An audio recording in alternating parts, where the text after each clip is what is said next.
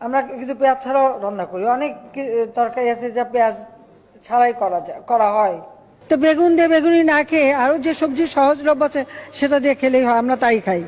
মিষ্টি কুমড়া দিয়েও খুব ভালো বেগুনি না বানায়, মিষ্টি কুমড়া দিয়েও বেগুনি বানানো যায়, সেভাবে আমরা করি, সেভাবে করা যায়। অনেকেই কিন্তু মাংস খেতে চায় না, মাংসের পরিবর্তে এখন কাঁঠাল, এবং এই কাঁচা কাঁঠাল, এই কাঁঠালের কাবাব হয়, কাঁঠালের বার্গার হয়।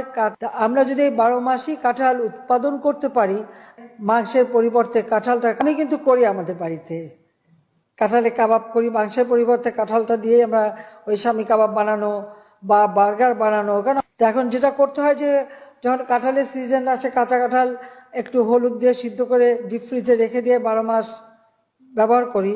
কাজে একটা জিনিস যেটাকে আমাদের জাতীয় ফল হিসেবে জাতির পিতা দিয়ে গেছে, কিন্তু কিছু ফেলা যায় না।